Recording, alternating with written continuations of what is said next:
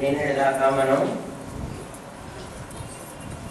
జయ జాలంధర సహిత, జాలంధరము అంటే కాశ్మీరం, కాశ్మీరేటు సరస్వతి. కాశ్మీరం భారతదేశానికి పైభాగంలో ఉంటుంది. ఇక్కడ సరస్వతి జ్ఞాన సరస్వతి, జ్ఞానం ఇచ్చేది సరస్వతి. మన శరీరంలో బుద్ధి పైభాగంలో ఉంటుంది కాబట్టి జ్ఞాన సరస్వతి ఇక్కడ ఉంటుంది. జాలంధర స్థిత, జలంధర పీఠ, జాలంధర పీఠం అంటే సహస్రార కమలం. శృంగార, శృంగము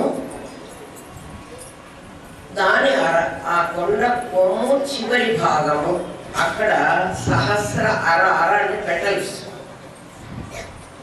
అర మామూలుగా అయితే శృంగము పాయింటెడ్గా ఉంటుంది కదా, కొస్సగా ఉంటుంది. అక్కడ కూర్చోలేరు ఎవరు కదా, అక్కడ పెటల్స్ ఉండాలి. అక్కడ సహస్రార కమలం అని ఉంది.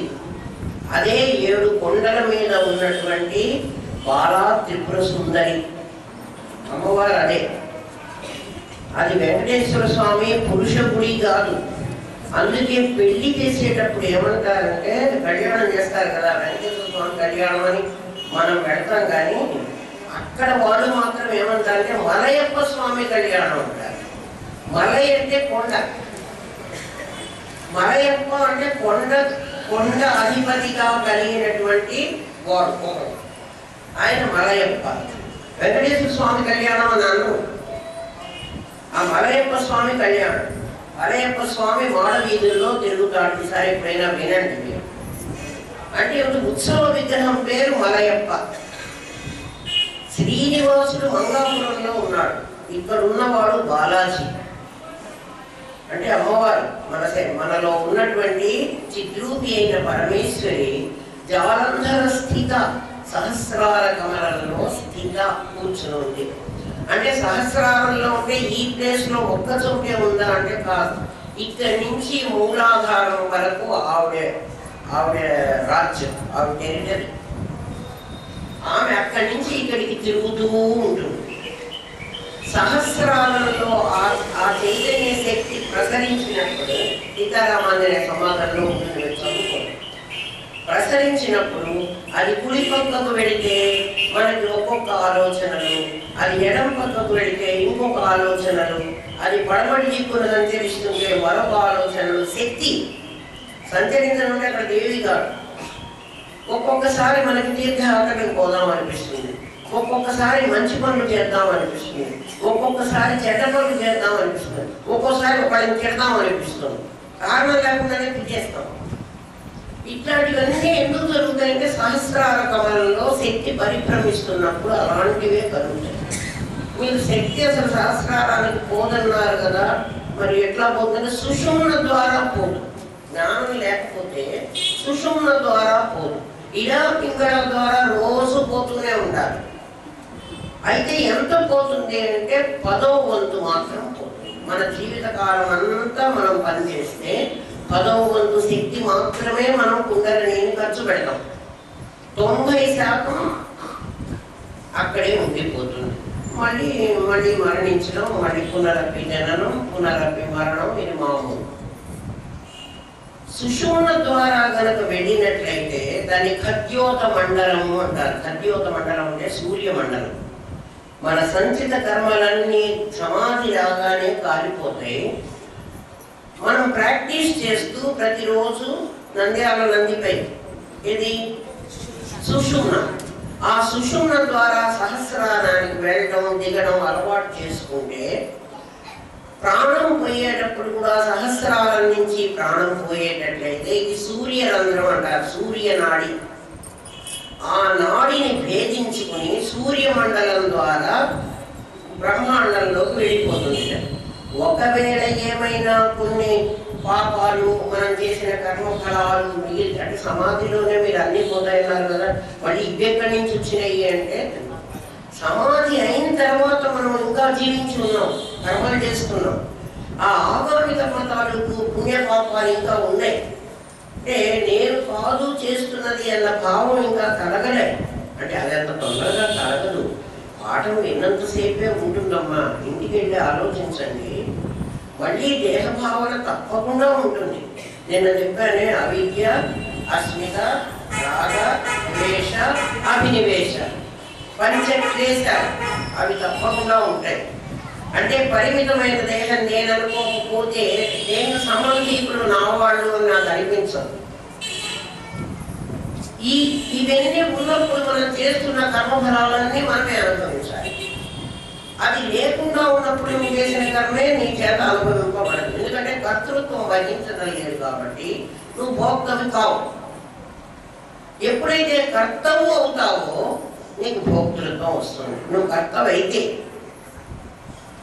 కర్తవైనప్పుడు నీకు తమస్సు ఆవరించి ఉంటుంది. ఆలోచించండి, తమస్సులో నేను సాంఖ్యయోగంలో ఎక్కడో చెప్పాను మీకు, తమస్సులో ఉన్నప్పుడు అది జనరల్గా స్త్రీ అయితే అవన్నీ తన కలిగిన బాధలన్నీ వెళ్ళబోసుకుని ఆఖరిలో ఏడుస్తుంది. అర్జునుడు ఏడిస్తే చెప్తాడు, అంతా భీష్ముడు చచ్చిపోతాడు, ద్రోణుడు చచ్చిపోతాడు, వీడంతా పోతాడు, ఈ పాపంతా నాకే వస్తుంది అని చెప్పి అర్జునుడు చివరికి ఏడుస్తాడు. ఏడిస్తే అప్పుడు అంటాడు కృష్ణుడు, అర్జున ఇప్పుడు నువ్వు స్త్రీ బుద్ధి చూపించుకున్నావు, అంటే ఇంక ఏమీ చేయలేని పరిస్థితిలో ఏడవడం ఒకటే, అది ఫైనల్ స్టేజ్.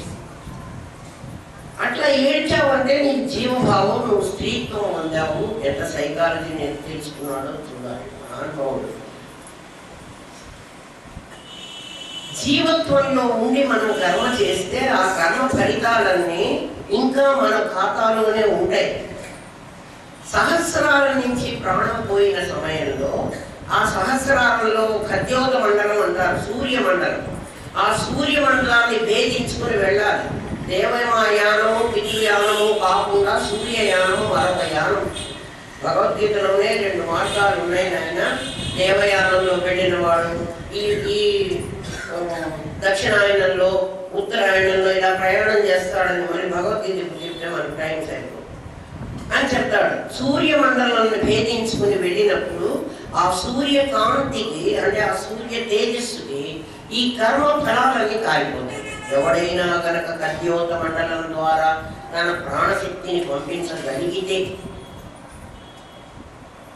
అసలు నేను ఎక్కడికి పంపించను, నేను ఇక్కడే ఉంటాను, ఈ కుండ పగలకు చేసుకుంటాను, ఘటాకాశం మహాకాశంలో కలుస్తుంది అంటే ఏ గోడాలి.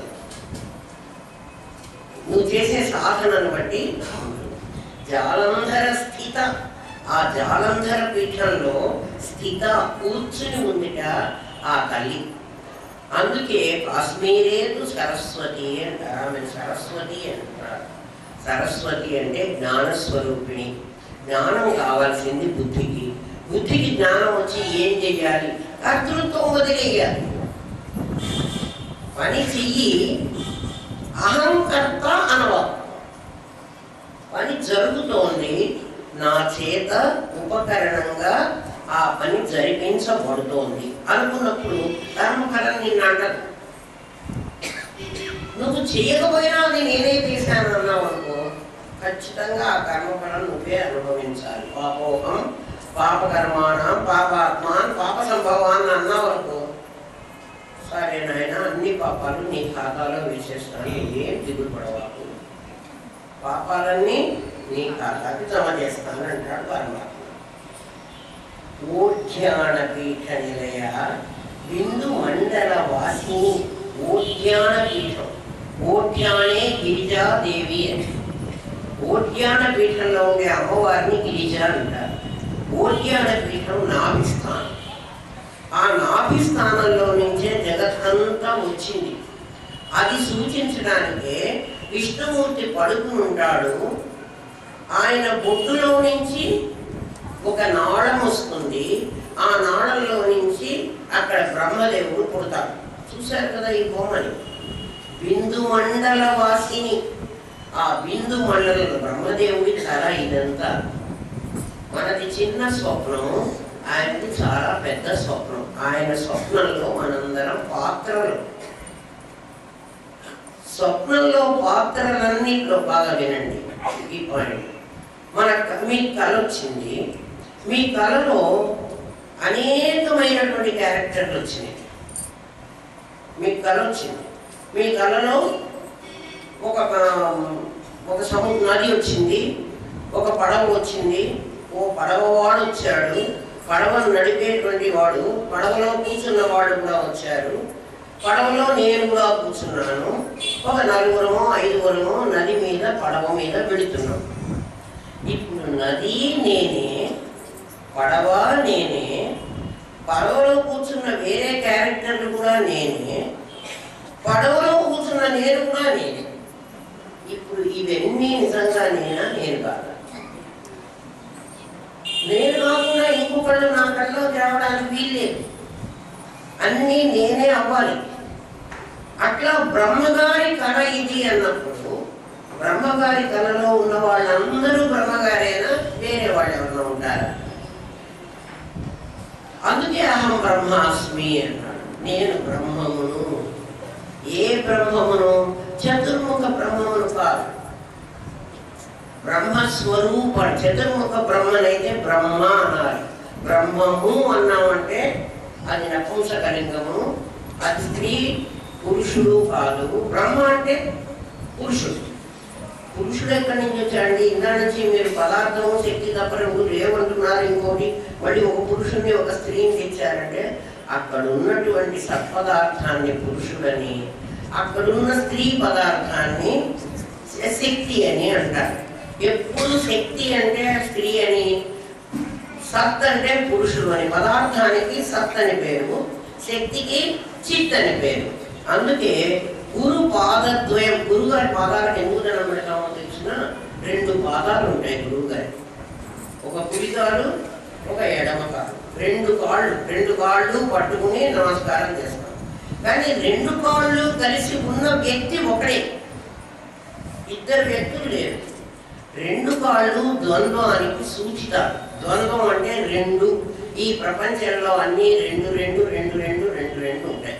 సంకల్పము వికల్పము, జననము మరణము, ఆకలి దప్పిక కదా, సుఖము దుఃఖము, అట్లా 2 ఉంటాయి. ఈ 2 కలిసి చివరికి వచ్చేటప్పటికి ఒకటే అవుతుంది. 2 పాదాలు కనపడుతున్నాయి కానీ అవి 2 ఒకటే.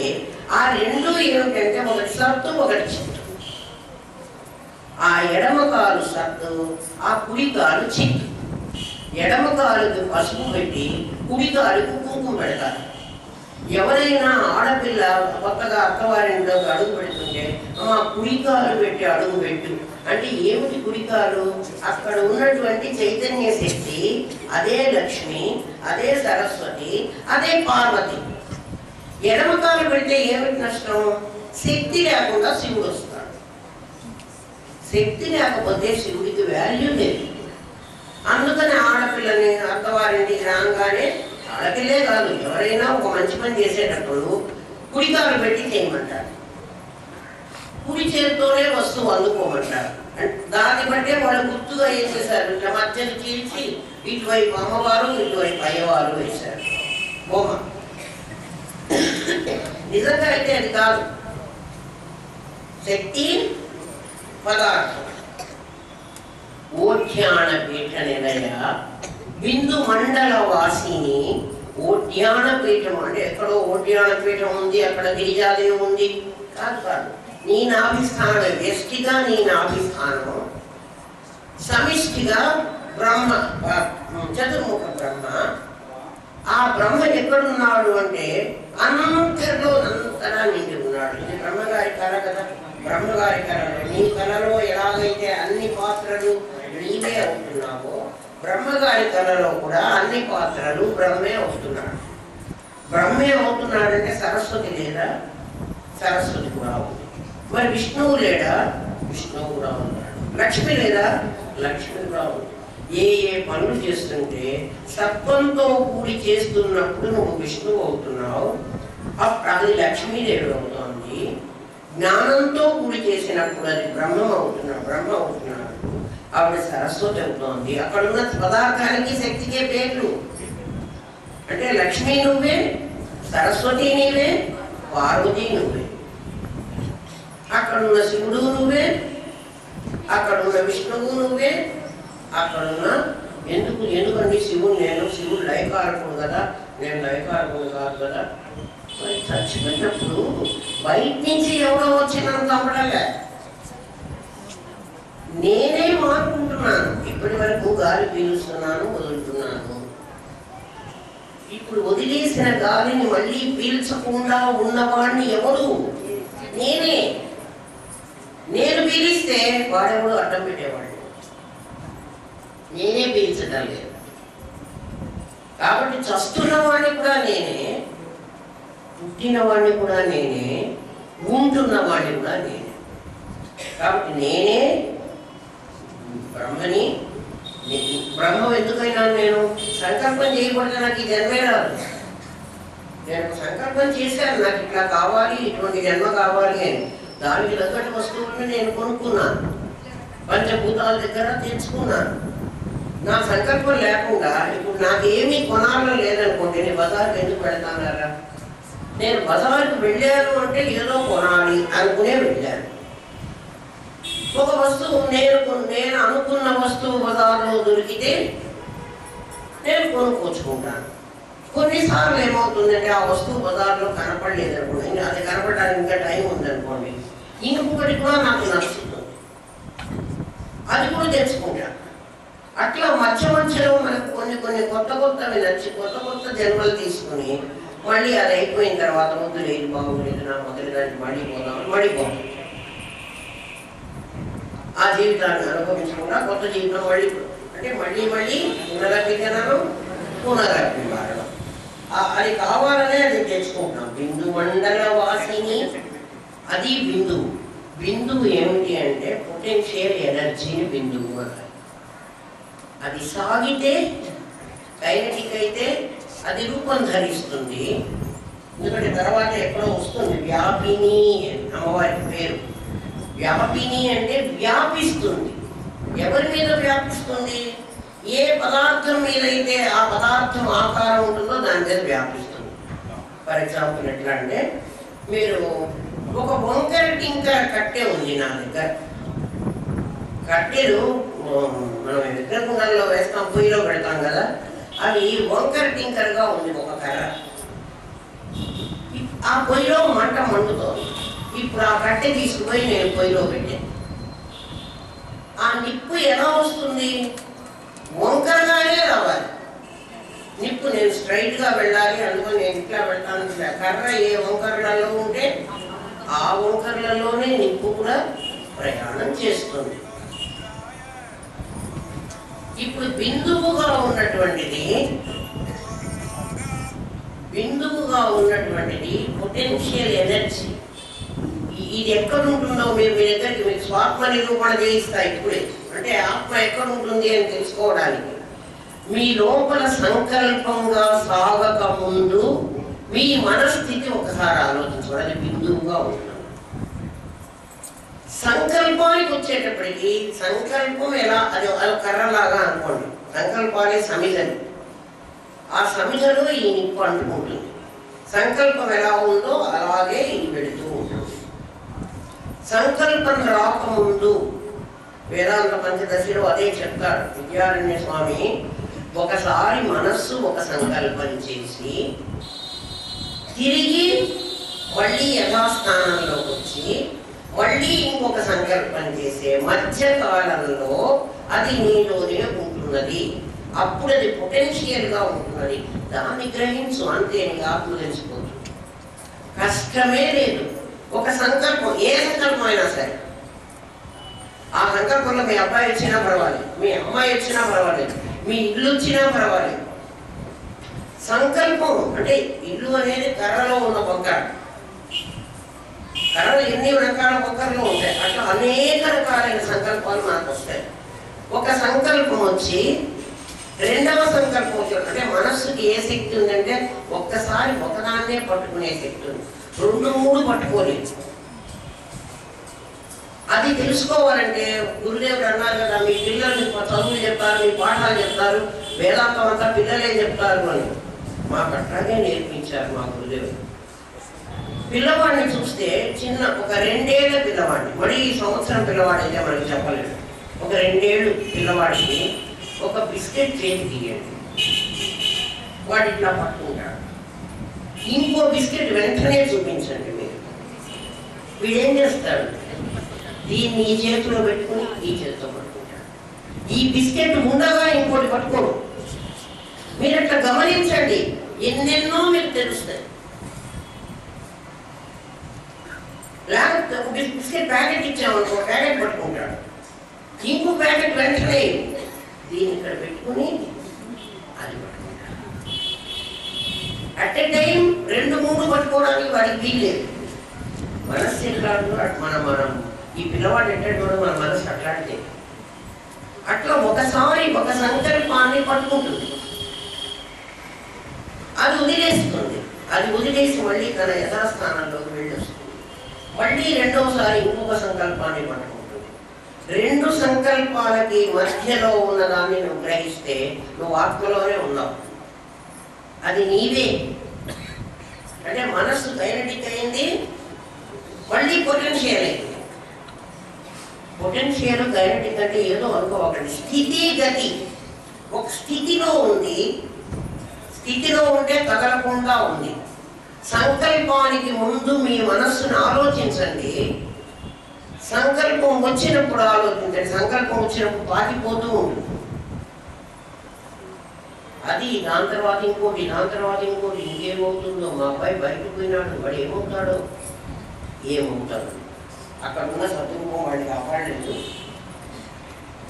నీ సంకల్పం పంపిస్తున్నావు, వాడికి ఏమవుతుందో, వాడికి ఏమవుతుందో అని.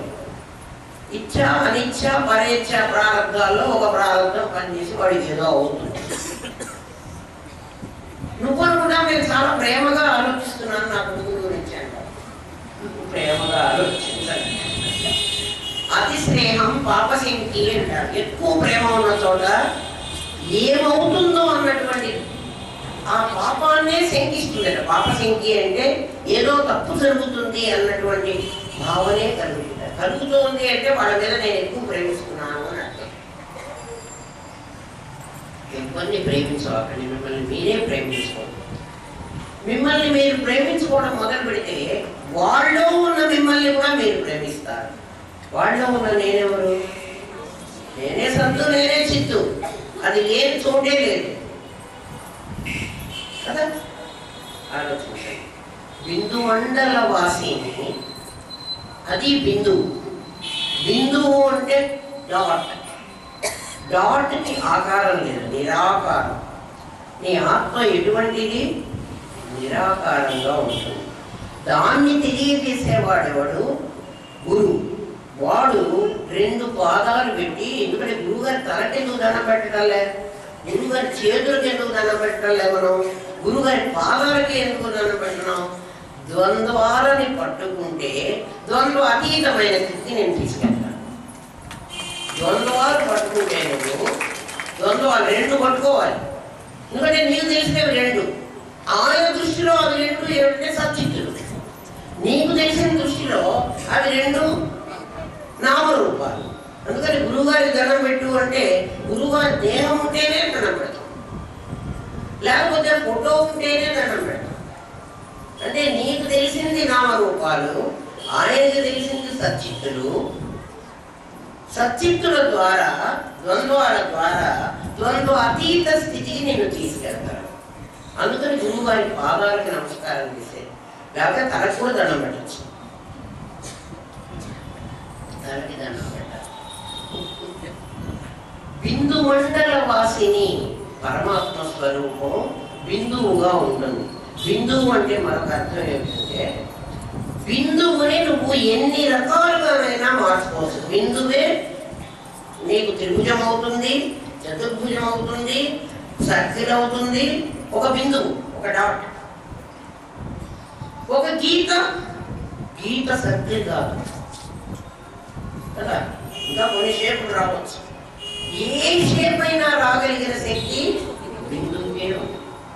అందుకే బిందు స్వరూపిణి అమ్మవారి పేరు బిందు మండల వాసిని. బిందు మండలంలో ఉంటుందిట. ఆ బిందువు ఎక్కడ ఉంటుందో చెప్పనా? ఇంకా ఎక్కడ కొంచెం